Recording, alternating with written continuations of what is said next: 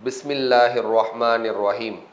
கண்ணியத்திற்கும் மரியாதைக்கும் உரிய இறைவனின் நல்லடியார்களே, சகோதர சகோதரிகளே, ஒவ்வொரு வெள்ளிக்கிழமையும் நாம் எல்லாம் போதுகின்ற சூரத்துல் கஹஃப். அல்லாஹு தாலா சில முக்கியமான நிகழ்வுகளை எல்லாம் சொல்லி அதில் அல்லாஹ் நமக்கு சில படிப்பினைகளையும் கற்றுத்தருகின்றான். எனவே சூரத்துல் கஹஃபை பற்றி சில விடயங்களை நாம் பகிர்ந்து கொள்ளலாம். மரியாதைக்குரியவர்களே, அல்ஹம்துலில்லா என்று ஆரம்பமாகக்கூடிய சூறாக்கள் மொத்தம் 5. அல்ஹம்துலில்லா என்று ஆரம்பமாகும். மொத்த சூறாக்கள் குர்ஆன்ல 5 சூறாக்கள். 1 அல்ஹம்துலில்லாஹி ரப்பில் ஆலமீன் என்று ஆரம்பமாகக்கூடிய சூரத்துல் ஃபாத்திஹா 1. 2வது சூரா கஹஃப் அல்ஹம்துலில்லா என்று ஆரம்பமாகக்கூடிய 3வது சூரா கால்நடைகள் சூரத்துல் அன்ஆம் என்று ஒரு சூரா. 4வது சூரா ஃபாத்திர், அதுவும் அல்ஹம்துலில்லா என்று ஆரம்பமாகும். 5வது சூரா சபா தேசத்து செய்திகளை உள்ளடக்கிய சூரத்து சபா என்ற சூரா. இந்த 5 சூரா தான் குர்ஆன்ல அல்ஹம்துலில்லா, அல்லாவுக்கே எல்லா புகழும் என்று ஆரம்பமாகக்கூடிய சூறாக்கள் மொத்தம் 5. மரியாதைக்குரியவர்களே, சூரத்துல் கஹஃப் என்ற இந்த சூறாவுக்குள்ள அந்த சூறாவினுடைய கருத்து, நம்ம அந்த சூறாவில் என்ன அல்லாஹ் சொல்ல வருகின்றான் என்பதை நாம் எடுத்து ஆராய்ந்து பார்ப்போமே ஆனால், அதில் அல்லாஹ் ரப்புல் ஆலமீன் 4 விதமான குழப்பங்களை பற்றி சொல்றது வருது சூரா கஹஃப்ல. 1, தன்னுடைய தீனை பாதுகாத்துக் கொள்வதற்காக வேண்டி, தங்களுடைய ஈமானை பாதுகாத்துக் கொள்வதற்காக வேண்டி சில தோழர்கள் என்ன பண்ணாங்க, ஒரு மலைக்கு மேலே போனாங்க. அங்க ஒரு குகை இருந்தது. அந்த குகையிலே தங்கி இருந்து தங்களுடைய தீனை அவர்கள் பாதுகாத்து கொண்டார்கள் அப்படின்னு ஒன்று வருது. 2வதா ஒரு சம்பவம் என்ன வருதுன்னா, ஃபித்னத்துல் மாலை பற்றி வருது. பொருளாதாரத்தால் ஏற்படக்கூடிய ஒரு குழப்பத்தை பற்றி சொல்றான் அல்லாஹ் ஒருத்தனுக்கு நிறைய பொருளாதாரங்களை எல்லாம் கொடுத்து இருந்து அவன் அதில் இருமாப்பு கொண்ட போது அல்லாஹ் அவனுடைய சொத்தை அழித்து ஒன்றுமில்லாமல் ஆக்கிவிட்டான் என்ற ஒரு செய்தி வருது. 3வதா பார்த்தீங்கன்னா, கல்வி அறிவின் மூலமாக ஏற்படக்கூடிய மூசா அலைஹிஸ்ஸலாம் ஒரு நேரத்தில் என்ன பண்ணுவாங்க, மக்களுக்கு மத்தியில் உபதேசம் பண்ணுவாங்க. மக்களுக்கு மத்தியில் உபதேசம் பண்ணும்போது யார் பெரிய ஆலிம்னு கேட்கும்போது அவங்க நான் தான்ற மாதிரி சொல்லிடுவாங்க. அப்போ அல்லாஹ் இல்லை, உங்களை விட அதிகமாக இல்மு உள்ள ஒருத்தவங்க இருக்கிறாங்க, அவங்கள்ட்ட போய் நீங்கள் கற்றுட்டு வாங்கன்னு அனுப்புவான் அப்படின்னு வருது. 3வது ஃபித்னத்துல் இல்ம் மூலமாக ஏற்படக்கூடிய ஃபித்னா அப்படின்ற ஒரு செய்தியை நம்ம பார்க்குறோம். 4வதா ஜுல்கர்னைன் என்ற ஒரு மன்னர் ஆட்சி அதிகாரங்களின் மூலமாக வரக்கூடிய ஃபித்னான்னு 4 ஃபித்னாக்களை உள்ளடக்கிய சூரா. 4 ஃபித்னாக்கள் ஏற்படக்கூடிய ஃபித்னாக்களை பற்றிய தெளிவுகளையும் படிப்பினைகளையும் தரக்கூடிய சூறாவாக சூரத்துல் கஹஃப் இருக்கு. ஃபர்ஸ்ட் முதல்ல என்ன பார்த்தோம், ஃபித்னத்து தீன் மூலமாக ஏற்படக்கூடிய ஃபித்னா. ஒரு ஊர்ல ஒரு 8-9 இளைஞர்கள் இருந்தாங்க.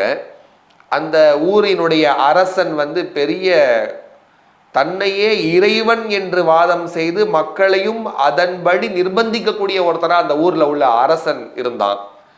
இல்லை, நாங்கள் அரசனை வணங்க மாட்டோம், படைப்புகளை எல்லாம் நாங்கள் வணங்க மாட்டோம், நாங்கள் அல்லாவை மட்டும்தான் வணங்குவோம் என்று சொல்லி அந்த வாலிபர்கள், அந்த இளைஞர்கள் என்ன பண்றாங்க, அந்த ஊரை விட்டே வெளியில போய் ஒரு மலையில ஏறி அங்க இருக்கக்கூடிய ஒரு குகையிலே அவர்கள் இருந்தார்கள் என்று நாம் பார்க்கிறோம். அது மட்டுமல்ல, அல்லாஹ் 300 ஆண்டுகள் அந்த குகை தோழர்களை அந்த குகையிலே அல்லாஹ் தூங்க வைத்தான் என்பதையும் நாம் பார்க்கிறோம். அப்போ அல்லாஹ் நினைச்சா எது வேணாலும் நடக்கும்ன்றதுக்கு இது ஒரு சான்று. அதனால சயின்ஸை வச்சு, அறிவியலை வச்சு நிறைய பேர் இது சாத்தியப்படுமா, இது நடக்குமா, இது நடக்காதா அப்படியெல்லாம் மறுக்கக்கூடிய ஒரு காலகட்டத்துக்கு நாம வந்துட்டோம். அப்படி அல்ல, அல்லாஹ் சொல்லிட்டா நடக்கும், அல்லாஹ் நாடிட்டா அது நடக்கும் என்ற உறுதியான யகீன் நம்பிக்கை வேணும். ஈசா அலைஹிஸ்ஸலாம அல்லாஹ் தந்தை இல்லாம படைச்சான். அல்லாஹ்வுடைய குதிரத், அல்லாஹ் நாடினால் நடக்கும், எது வேண்டுமானாலும் நடக்கும். அதே மாதிரி குகை தோழர்களை அல்லாஹ் 300 ஆண்டுகள் அந்த குகையில் தூங்க வைத்தான் அப்படின்னு பார்க்கிறோம். மரியாதைக்குரியவர்களே, தங்களுடைய தீனை பாதுகாக்கணும் அப்படின்னு வந்துருச்சுன்னா அந்த குகை தோழர்கள் எதை பத்தியும் கவலைப்படலை. அந்த ஊர்ல அவங்களுக்கு வியாபாரம் இருந்திருக்கும், பிஸ்னஸ் இருந்திருக்கும், மனைவி மக்கள் இருந்திருக்கலாம், அத்தா அம்மா இருந்திருக்கலாம், சகோதர சகோதரிகள் இருந்திருக்கலாம். எல்லாத்தையும் விட்டுட்டு தீனை பாதுகாக்க வேண்டும் அப்படின்னு வந்துருச்சு அப்படின்னா ஒரு குகையிலே போய் தஞ்சம் அடைந்து தங்களுடைய ஈமானை அவர்கள் பாதுகாக்கின்றார்கள் அப்படின்னா நம்ம எல்லாம் யோசிச்சு பார்க்கணும். தீனுக்கு ஒரு ஃபித்னா வந்துருச்சுன்னு வைங்களேன், அதற்காக தீனை பாதுகாப்பதற்காக வேண்டி எந்த எல்லைக்கும் செல்லலாம் என்பதற்கெல்லாம் இது ஒரு சான்று. இரண்டாவது ஃபித்னா ஃபித்னத்துல் மால்.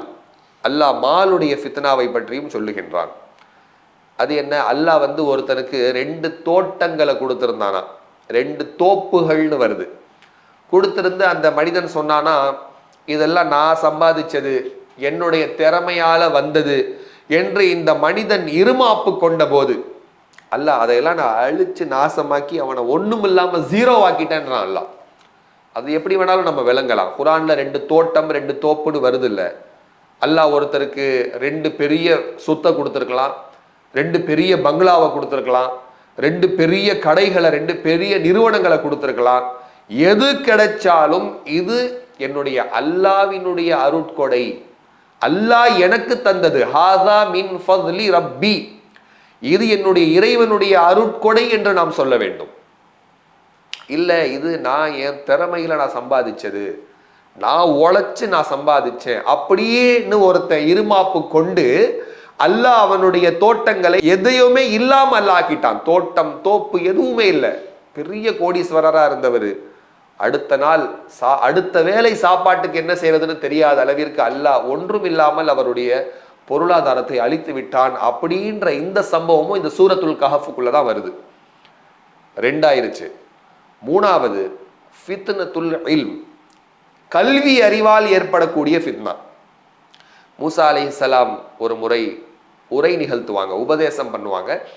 அந்த நேரத்துல மக்கள் ஒரு கேள்வி கேட்பாங்க, இப்போ இருக்கிறவங்களையே பெரிய ஆலிம் யாருன்னு சொல்லுங்க. மூசா அலைஹிஸ்ஸலாம் நான் தான் அப்படின்னு சொல்லிடுவாங்க. அவங்க சொன்னதுல எதுவும் தவறும் இல்லை. ஏன்னா எல்லா மக்கள் இருக்கிறாங்க, ஒரு நபி இருக்கிறாங்க அப்படின்னா எல்லாரை விட அதிகமாக தெரிஞ்சவங்க அவங்க தான். அதிகமான இல்மு நாலேஜ் கல்வி அறிவு அவங்க கிட்ட தான் இருந்துச்சு. இந்த நான் தான் சொன்னாங்கல்ல, அது அல்லாஹ்க்கு பிடிக்காம போயிருச்சு. அல்லாஹ் சொன்னா, உங்களை விட அதிகமான கல்வி அறிவு உள்ள ஒருத்தர் இருக்கிறாரு ஹிதர், அவங்க கிட்ட போங்க, போய் அவர்களிடம் நீங்கள் கல்வியை கற்று அறிந்து வாருங்கள் அப்படின்னு அல்லாஹ் சொன்னதா பார்க்கிறோம். ஹிதர் அலைஹிஸ்ஸலாம்கிட்ட போய் மூசா அலைஹிஸ்ஸலாம் கல்வி அறிவை கற்பதற்காக வேண்டி சென்றார்கள் என்பதெல்லாம் நீண்ட வரலாறு. அப்போ கல்வி அறிவால் ஏற்படக்கூடிய ஃபித்னா, எவ்வளவு கல்வி அறிவு கிடைத்தாலும் எவ்வளவு நாலேஜ் கிடைச்சிட்டாலும் ஒரு பணிவு, ஒரு அடக்கம், நான் தான் எனக்கு தான் எல்லாமே தெரியும் அப்படின்ற ஒரு மமதையில் இருக்கக்கூடாது. அதுவும் அல்லாஹ்க்கு பிடிக்காது. 4வதாக ஆட்சி அதிகாரங்களின் மூலமாக ஏற்படக்கூடிய ஃபித்னா. ஜுல்கர்னைன்னு ஒரு மன்னர் இருந்தாரு, நிறைய நீண்ட வரலாறு. இன்ஷா அல்லாஹ் ஏதாவது ஒரு காணொலியில ஜுல்கர்னைன் மன்னரை பற்றி முழுமையாக நம்ம பேசி இன்ஷா அல்லாஹ் ரெக்கார்ட் பண்ணலாம். அப்போ 4 விதமான ஃபித்னாக்களை பற்றி அல்லாஹ் கஹஃப் என்ற இந்த சூறாவிலே அல்லாஹ் குறிப்பிடுவதை பார்க்க முடிகிறது. 1 ஃபித்னத்து தீன், 2வது ஃபித்னத்துல் மால், 3வது ஃபித்னத்துல் இல்ம், 4வது ஆட்சி அதிகாரங்களின் மூலமாக வரக்கூடிய ஃபித்னா. 4 ஃபித்னாக்கள். இந்த 4ஐயும் சொல்லிட்டு இந்த 4 ஃபித்னாக்கள்ல இருந்து உங்களை நீங்கள் பாதுகாத்து கொள்றதுக்கு என்ன செய்யணும்ன்ற சொல்யூஷனையும் அல்லாஹ் அதே சூறாவில் சொல்லிட்டான். வஸ்பிர் நஃப்ஸக மஅல்லதீன யதுஊன ரப்பஹும் பில் கதாதி வல் அஷிய்யி யுரீதுன வஜ்ஹா. அல்லாஹ் தெளிவா சொல்லிட்டான், காலையும் மாலையும் அல்லாஹ்வை நினைவு கூறக்கூடிய சில நல்லடியார்கள் இருப்பாங்க, அவர்களோடு உங்களுடைய தொடர்பை நீங்கள் ஏற்படுத்திக் கொள்ளுங்கள் என்று அல்லாஹ் சொல்லிவிட்டான். தொடர்பு, நல்லடியார்களுடனான தொடர்பு. காலையும் மாலையும் அல்லாஹ்வை நினைச்சுக்கிட்டு அல்லாஹ்வை ஜிக்ர் பண்ணிக்கிட்டு, சிலரை பார்த்தா அல்லாஹ்வுடைய நினைவு வரும், அல்லாஹ்வை ஜிக்ர் பண்ணணும்னு தோணும். அப்படிப்பட்ட அல்லாஹ்வை நினைக்கக்கூடியவர்கள் காலையும் மாலையும் இருப்பாங்க, அவர்களோடு உங்களுடைய கான்டாக்ட், உங்களுடைய தொடர்பை நீங்க ஏற்படுத்தி கொள்ளுங்கள் என்று அல்லாஹ் கூறுகின்றான். சொல்லிட்டு அல்லாஹ் சொல்றான், ஒரு சிலர் இருக்கிறாங்க, அவர்களுடைய உள்ளத்திலிருந்து என்னுடைய நினைவை நான் எடுத்து விட்டேன் அல்லாஹ் சொல்றான். அவங்களோட உங்களுடைய தொடர்பை ஏற்படுத்திக்காதீங்க. அவங்களுடைய உள்ளத்திலிருந்து என்னுடைய நினைவையே நான் எடுத்துட்டேன். அல்லாஹ் சொல்றான், நான் எடுத்துட்டேன்றான். நான் எடுத்துட்டேன். அவங்க அல்லாஹ்வை நினைக்கிறதுக்கு டைம் இருக்காது அவங்க கிட்ட. அவங்க ரொம்ப பிஸியா இருப்பாங்க, உலகம் சம்பாதிக்கிறதுல பிஸியா இருப்பாங்க, உலக வேலைகள்ல ரொம்ப பிஸியா இருப்பாங்க. அவங்களுக்கு செல்போன்ல இருக்கிறத இல்லாததை பார்க்கறதுக்கே டைம் இருக்காது. அவங்களுக்கு அல்லாஹ்வை நினைக்கிறதுக்கான நேரம் கிடைக்காது. ஏன்னா அவங்க உள்ளத்திலிருந்து அல்லாஹ்வுடைய நினைவை நான் எடுத்துட்டேன்ற அல்லாஹ். அப்படிப்பட்டவர்களோட உங்க தொடர்பை வச்சுக்காதீங்கன்றான் அந்த வசனத்துல. இப்போ மரியாதைக்குரியவர்களே, அல்லாஹ்வை நினைக்கக்கூடிய நல்லடியார்களுடனான தொடர்பு என்பது நம்முடைய 4 விதமான ஃபித்னாக்களிலிருந்தும் நமக்கு பாதுகாப்பை தரும் என்பதை நாம் பார்க்க முடிகிறது. எந்த அளவுக்குனா, இந்த குகை தோழர்களோட ஒரு நாய் இருந்ததா வருது இந்த சூறால. ஒரு நாய் இந்த குகை தோழர்களோட இருந்ததா வருது இல்ல, அந்த நாய் நாளைக்கு சொர்க்கத்துல இருக்கும்னு வருது. நாய் எப்படி சொர்க்கத்துல இருக்கும்? அது மட்டும் இல்லைங்க, அந்த சூரத்துல் கஹ்ஃப்ல அந்த நாய் எப்படி உட்கார்ந்திருந்தது அந்த ஸ்டைலை அல்லாஹ் சொல்லுகின்றான். அது அதனுடைய முன்னங்கால்களை விரித்து கொண்டு அந்த நாய் உட்கார்ந்து இருந்தது. அந்த ஸ்டைல் எப்படி உட்கார்ந்து இருந்துச்சு அல்லாஹ் குர்ஆனிலே சொல்லுகின்றான். இப்போ நம்ம ஏதாவது ஒரு வீட்டுக்கு விருந்துக்கு போறோம்னு வைங்களேன், அந்த விருந்துக்கு போயிட்டு சாப்பிட்டுட்டு வந்துடுவோம். வந்துட்டு வீட்டுக்கார அம்மாட்ட சொல்லுவோமா, அந்த வீட்டுக்கு போயிருந்தேன், அந்த வீட்டுக்கு வெளியில ஒரு நாய் உட்கார்ந்து இருந்துச்சு, அது 2 கையும் விரிச்சு போட்டு உட்கார்ந்து இருந்துச்சு, அது நாக்க தொங்க இதெல்லாம் சொல்லுவோமா நாம? இதெல்லாம் ஒரு முக்கியமான விஷயமாவே நினைக்க மாட்டோம். நாயை ஒரு பொருட்டாவே நினைக்க மாட்டோம். ஆனா அல்லாஹ் அந்த நாயை பத்தி குர்ஆன்ல சொல்லி, அந்த நாய் உட்கார்ந்திருந்த ஸ்டைல சொல்லி, அந்த நாயை அல்லாஹ் சொர்க்கத்துக்கு அனுப்புவானா என்ன காரணம் தெரியுமா? அந்த நாய் நல்லடியார்களுடன் கொண்டிருந்த தொடர்பு. சகோதர சகோதரிகளே, நாமும் நம்முடைய தொடர்பு யாரோட இருக்குன்றத பார்க்கணும். துனியா துனியா துனியா துனியா உலகம் உலகம்னு இந்த அற்பமான இந்த துனியாவுக்கு பின்னால் சென்று அல்லாஹ்வை மறந்து விடக்கூடியவர்களுடன் நம்முடைய தொடர்பு இருந்துச்சுன்னு சொன்னா, இந்த 4 ஃபித்னால ஏதாவது ஒரு ஃபித்னால நம்ம மாட்டிப்போம்.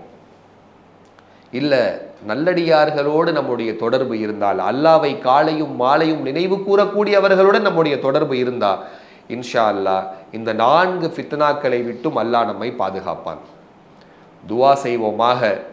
இந்த 4 விதமான குழப்பங்கள், தீனுடைய ஃபித்னா, கல்வி அறிவால் ஏற்படக்கூடிய ஃபித்னா, பொருளாதாரத்தால் ஏற்படக்கூடிய ஃபித்னா, ஆட்சி அதிகாரங்களால் ஏற்படக்கூடிய ஃபித்னா, இந்த எல்லா விதமான ஃபித்னாக்களை விட்டும் அல்லாஹ் ரப்பல் ஆலமீன் நம் எல்லோரையும் பாதுகாப்பானாக. அஸ்ஸலாமு அலைக்கும் வரஹ்மத்துல்லாஹி வபரகாத்துஹு.